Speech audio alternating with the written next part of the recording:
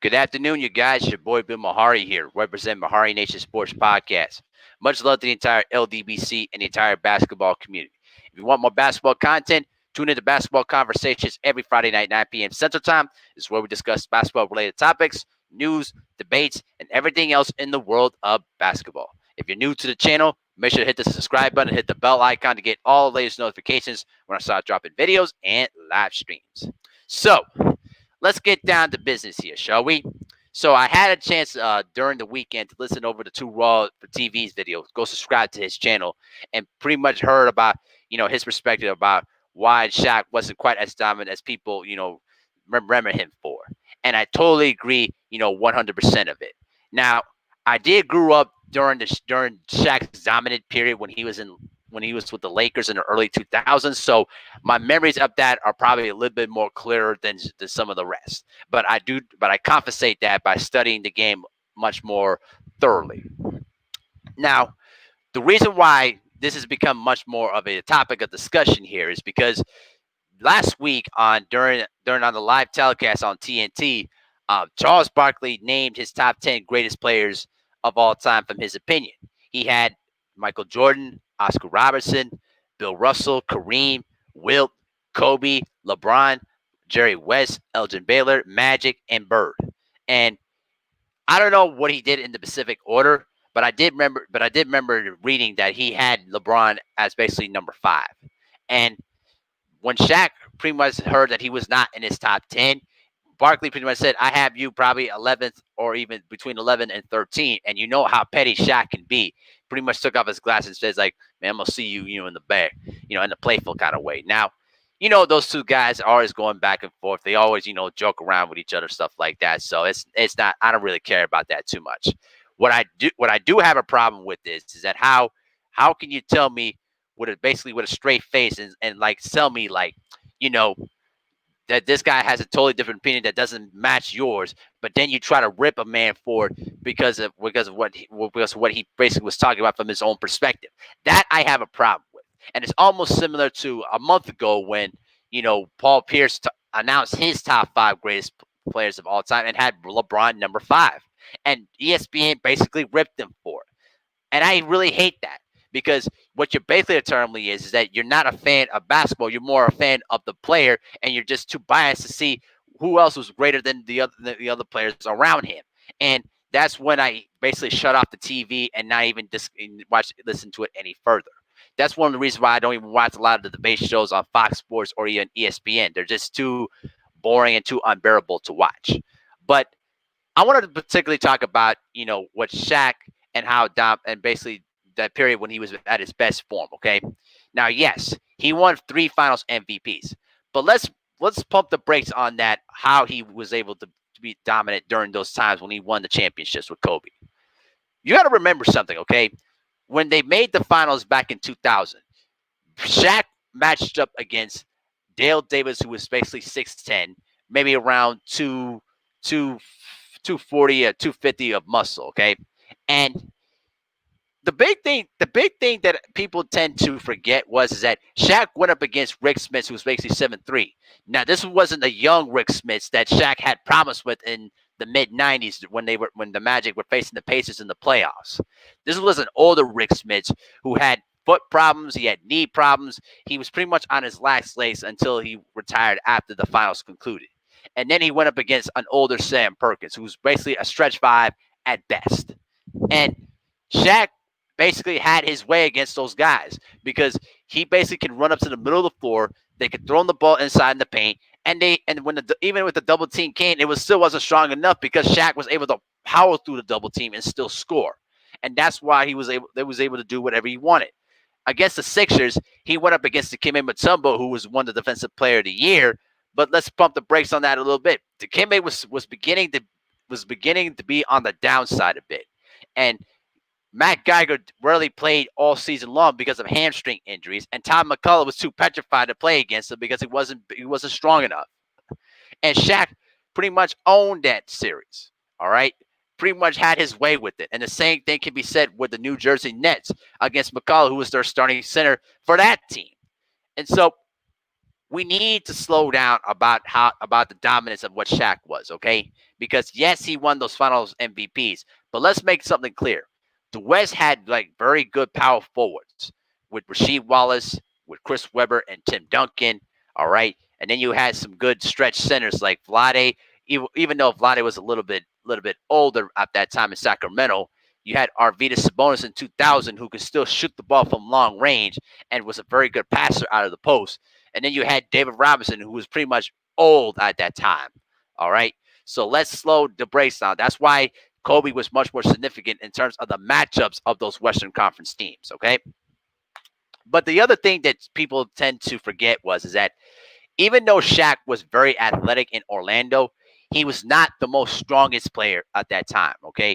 And I'm going to tell you, and I'm going to explain to you why. And I'm glad Tuwa brought this up because I remember that interview that Robert Parrish did too. I'm not sure where it was, but Robert Parrish talked about how he played against guys like Artis Gilmore, Kareem, and he played up against Shaq too.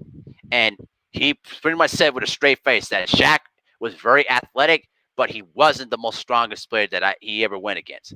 Guys like Artis Gilmore, though Artis Gilmore was much more stronger than Shaquille O'Neal. All right. And Kareem had had some pop to himself there too. And so Shaq wasn't the most physically strongest player that he ever faced against. Now, when Artis Gilmore had his perspective about the strongest center he's ever played against, he pretty much tell you straight up that Wilt Chamberlain was the strongest player that he's ever faced against. And the one thing that people tend to forget about Wilt Chamberlain was that Wilt Chamberlain was superiorly was a well built center. All right, he was just a 7 foot freak and could pretty much do. He could do the high jump. He could pretty much rebound you. He could dunk over your head. I mean, this guy. The one thing that people tend to don't that really do not know Will Chamberlain about is that is really shocking about this is even when he was 59 years old, he benched 500 pounds. Shaq could only bench up to 450 pounds, which is really, really amazing to me how strong Wilt Chamberlain was at his time. Okay, and that was when he was only 59 years old. I mean, can you imagine that? And so when people say that Shaq could dominate against Wilt Chamberlain because Shaq was much more stronger, that's BS. And I'm gonna tell you why. And this is something that Skip Bayless basically touched upon. About basically, he said that Shaq could dominate, inside against Wilt Chamberlain. No, he couldn't. No, he couldn't. Because I remember when Shaq went to Phoenix, okay? The Phoenix Suns training staff was shocked how weak Shaq's core was. They knew how strong Shaq was in terms of his upper body strength, but they were very surprised of how weak his core strength was. Wilt Chamberlain had a very powerful core. That's why even in his late 50s, he was able to bench 500 pounds on in weights on the bench press. That is amazing. And if you put Wilt Chamberlain and Shaq together in a one-on-one game, Shaq wouldn't be able to put his shoulder in and push around Wilt Chamberlain. It wasn't going to happen. Wilt Chamberlain had a core strength of a tank, and Shaq wasn't going to be able to back him down and basically try to overpower him. It just was physically impossible. You understand what I'm saying? And the thing people tend to forget was that the rules were very restrictive at the time. If Shaq were playing in the era that Wilt Chamberlain played, he would have been very frustrated because the offensive charge was played out more often than it was back then when he was playing in the 90s and the early 2000s. Wilt Chamberlain pretty much admit that the alley-oop pass was banned because they basically called it as guiding the ball into the hoop. They took away the free throw dunk, which meant you can't dunk the ball off the foul line. I mean, all sorts of ridiculous rule changes really limited how dominant Wilt Chamberlain was. But as all great athletes do, they adapt to the rule changes and to the environment that they're playing in. All right. And Wilt Chamberlain still was putting up monster numbers. He averaged throughout his career 30 points per game. And his highest average was his third year in the league when he averaged 50 points per game. I mean, let's calm the brakes down about what Shaq was. I understand how Shaq was even at his peak in LA, but to say that he was the most strongest player in the game and to talk about how physically imposing it was, you got to look at Will Chamberlain all the way because that is the only comparison that you could make to Shaq. And I could tell you with a straight face, and Two Well will tell you with a straight face that Will Chamberlain was the most dominant player of his time and was the only guy that could probably match up against Shaquille O'Neal one on one and hold his own and probably surpass Shaq to what he was able to do. Another thing that really, intrigued me was that I had to, and Two Raw brought this up though too. I looked up into the stats of both Moses Malone and Will Chamberlain. Wilt Chamberlain led the league in rebounding 11 of his 15 seasons in the NBA. Moses Malone had basically what a 5 year stretch where he led the league in rebounding during the early and mid 80s for the last since four out of his basically from his 1, 2, 3, 4, 5, 6 basically 6 out of his last 7 seasons he led the league in rebounding when he was playing. Okay, Shaq, to my surprise, he never lead the NBA in rebounding. He never did. And so you could talk about how Shaq changed the game from a center position. Yes, he did, but he didn't lead the league in rebounding. He only won one MVP award, which is basically the one that he almost won unanimous MVP. Okay, and Moses Malone, okay, Moses won basically was the MVP, and he was a 3-time MVP. All right, Wilt Chamberlain won the MVP 4 times. Kareem won the MVP 6 times. All right, so how could you tell me with a straight face like that Shaq was more dominant than those guys? It doesn't make any sense to me. And when you look at their 50-point games throughout their respective careers, Shaq only had 3 50-point games. And one of them was back in March of 2000 when he scored 61 points on his birthday. And then against the Nets, I think it was 93, 94 when he scored 50 points. And then there was only one other time when he scored 50. But other than that, he never had a 50-point game even during the postseason. While Kareem, Kareem had 10 50-point games. All right. Michael Jordan had 31 50-point games. Kobe had 25. All right. And Wilt Chamberlain had 118 games when he scored 50 points. And one of those games, he scored 100. So let's pump the brakes on Shaq's dominance here, okay? Listen, there's no problem of saying that my Shaq belongs in my top 10. If you believe that, that's fine with me. All right. Now I do have Shaq in my top 10 very closely, but it could change if Giannis turns out to be the player that he's capable of, then maybe it will change. All right, maybe Kawhi belongs in my top 10 after his career, when his career concludes. Maybe Kevin Durant does, but we need to slow down on Shaq's dominance here. And in all sincerity, you could pretty much make the case that Shaquille O'Neal underachieved because when he won his first championship after 2000, he came into the year pretty much out of shape. He was fat, out of shape, and Phil Jackson, the coaching staff, and Kobe Bryant were very, very angry with him because you won your first championship. You were at the best peak of your career, and then you decided to chill out and basically waste the entire offseason getting ready for next year. And then you pretty much decided, I'm going to get in shape during the season. Okay? Shaq, if he really committed himself to being the best player that he can be and taking care of his body very, very well, he would have won at least 3 MVPs. But he chose not to do that because he just was just too lazy to do it, to commit himself to doing it.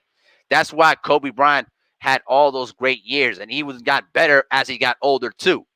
With Kareem, when he got older as well, he committed himself to yoga and basically through cardio exercises. He wasn't a dominant rebounder, but he didn't need to be. But he played 20 seasons in the NBA and won 6 MVPs and 5 NBA championships. Actually, no, six. My mistake, six.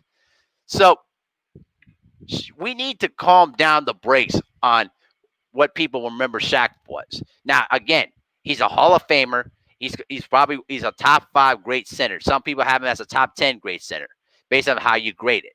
But to say that Shaquille O'Neal is the most dominant center of his time, it's just really we need to calm down and pump the brakes on that, because a lot of the things that Shaq did, you know, not preparing for the season, not committing himself into shape, and just the egoness of his stature really held himself back to what he could have been. Now he is in the Hall of Fame, and he achieved a lot in his career. So it's not like it's not. I'm not saying like he could have achieved. He didn't achieve a lot. He did, but I'm saying is he could have achieved a lot more by reconstructing his game to to rock away from more of just strictly power, but also to some with finesse and improve his defense too. He never. And here's the weird part about this. Here's a really interesting part about this as I pull out Shaquille O'Neal's career achievements. Because the funny thing about Shaquille O'Neal was he was capable of being an excellent shot blocker and an excellent rebounder, but he only made second team all defense 3 times in his career and never won Defensive Player of the Year award. So I don't know what people have this theory about about Shaq, and he's saying that he's the greatest center of all. If you have Shaq as the greatest center of all time, that's your opinion. Although I would put up great arguments to deflect your point. But what I'm saying is that people need to calm down when it comes to people's opinions, but also when people see, various talent and how they, turn out. Because sometimes we tend to be overly emotional when it comes to Vinny. I do sometimes because I still contend that Vince Carter is not a Hall of Famer in my eyes, but that's just my opinion. People disagree with that. But we as basketball people, we need to slow down and just look at the facts. You can't just come across with your own bias and your own personal opinions, because then that makes your argument invalid to me. If you come in with facts and state your case, then it makes it stronger. And so I appreciate what Two Raw's video was, and appreciate what he was able to provide in, and I'm just adding my 2 cents on the whole thing, because I saw more of Shaq than I did with Parrish, than I did with Wilt, and then with Kareem and those guys. Shaq was part of my era, but I will step myself back and pretty much say I don't think Shaq would have done well. Maybe he probably would have had his chance in the 80s, but in the 70s and in the 60s and the 50s, that's a tough argument. That's pretty much a tough argument, because there were other players that could probably match Shaq's bodily, basically superhuman strength. All right, and Wilt Chamberlain would be at the top of the class that Shaq would have to go up against, and I would say that Shaquille O'Neal would have all sorts of problems matching up against Wilt Chamberlain than pretty much any other center that he went up against. Remember those matchups against Akeem in the finals in '95, and then all them times David Robinson owned Shaq during the earlier times when Robinson was at his peak. Let's slow down on that, guys. But tell me what you guys think in the comment section.